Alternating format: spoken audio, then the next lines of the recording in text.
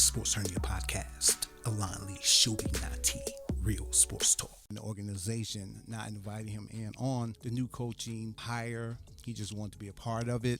I never got the sense that he wanted to be the one making the decision. I just think he wanted to feel like he was a part of the organization because maybe on some level with that D. Hopkins trade, he felt alienated, like he wasn't a part of it. So it's a noble thing and it's an understandable thing. This is a guy he has to grow with for the next maybe 4 or 5 years. Mm-hmm.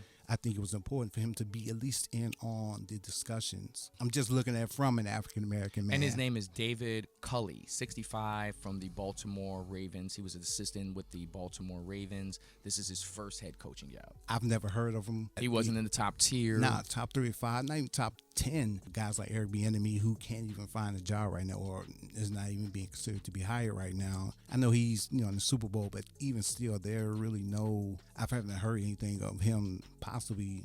I'm not even hearing Byron Leftwich, and he's over in Tampa. Either one of them. It's not just a black thing. It's just that these guys are ready Credible, to go. Man. Yeah, and new hire for the Houston Texans with Deshaun Watson, and I listened to him talk about Deshaun Watson staying there and wanting him to be there, and Deshaun. I haven't heard anything Deshaun said back or rebutted or even just kind of spoke upon it. No. Because I think he's gone. No, he is.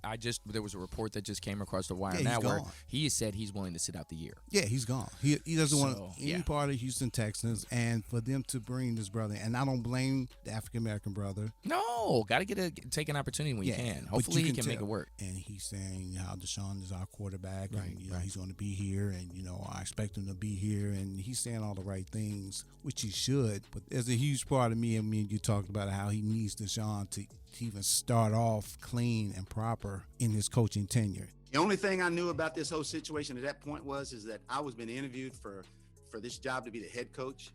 And I did know at that point, Deshaun Watson's a Houston Texan. He's a quarterback of the Houston Texans. And that's all that I was concerned about. And that's all I knew. And whatever was been said about what he wanted to do or he didn't want to do, all I know is this. Having been in this business this long, he is a Houston Texan. And I want him to be a Houston Texan. And the reason I'm in this position today is because I knew he's going to be a Houston Texan.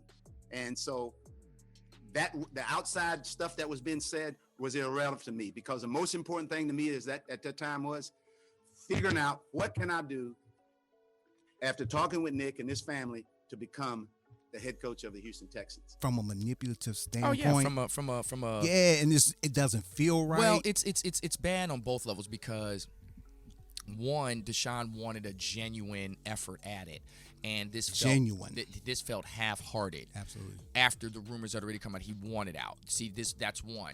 Two, the thing is that and they did this with, I believe it wasn't Miami, but it was another organization they did with Denver. They did it with the brother down in Denver, and it didn't work out. They brought Vic Fangio, and he was only there for a year, and it was a rebuild. They knew it was a rebuild, but Vic Fangio's getting the extra opportunity to lead this while the other brother didn't, and so these are the kinds of things that we're looking at where we're not being given the extra leeway, and then when we are being given the opportunity, it's like it's a rebuild. Jim Caldwell, when he left the Colts, went to the Lions. And they didn't give him his leeway to kind of let that grow and mature. This young man right here, this is a rebuild, and that's why Deshaun Watson wants out, because I think he wanted ownership. It's not just the African American thing. I think he wanted ownership to be authentic with him and say, is this a rebuild or not? Right. And they're kind of trying to hoe and hum it like it's not. When they traded DeAndre Hopkins for David Johnson, and they thought that they could kind of finesse it from there, and it didn't work. And so he sees it now as a rebuild. J.J. Watt, even though he doesn't want out of there and he's not making noise, he wants out because he understands, like, either A, I'm going to just retire here, or B, I'm going to make, one last run and maybe a playoff run and maybe getting an opportunity to get a ring. Yep. So 2 of their franchise guys that have been their franchise guys for the last 3-4 years want out. And so you have to recognize that this is a rebuild. Can Deshaun go ahead and rebuild? Absolutely, because he just signed the contract. Right. But is that when he signed that contract, did you sell him on, okay, we may be potentially rebuilding? Because if you didn't, then you've misled him. Then the foundation of the organization is messed up. So me personally, and I know that the young brother that David Culley has down there in Texans, if me personally, on a successful level, I do want Deshaun Watson. But on a coach's level, I really want a clean slate because I don't want a quarterback that's half-hearted here. Yeah, he had no choice. This is his first offer, and we know why they chose him to do this. He's a stopgap type coach. They weren't planning on him to be this long-term main coach. I don't This see felt that. rushed. I'm going to be honest with you. This Last felt rushed. minute. Yeah. Last this minute. felt rushed. Because Deshaun was speaking about it, and reports saying he wanted Airbnb or, some type of African-American at least to come in and interview for the job. That's all he was requesting. When they brought him in, it felt rushed because at that point, the information was out there. Yeah. And now they say, let's just put the brother in so he can be happy. So he can calm and see, down. That's the point I'm trying to make. I get it. The lack of respect for the brothers, Deshaun Watson's voice as a quarterback, as the leader, the face of that franchise. This is how you treat him. They were a quarter, maybe a quarter and a few minutes away from beating Kansas City last year. And Bill O'Brien screwed that around. So he's looking at it from the standpoint of, we really weren't that far away from competing for a Super Bowl. I know what he's thinking in his mind. To go from there all the way down to here, and mind you, now Bill O'Brien has bounced.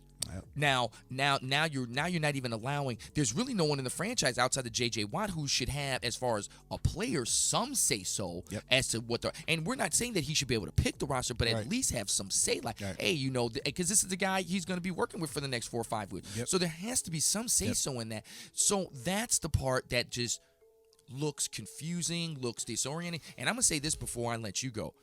I want us all to be very clear. Let us watch how long it takes Bill O'Brien to get a job.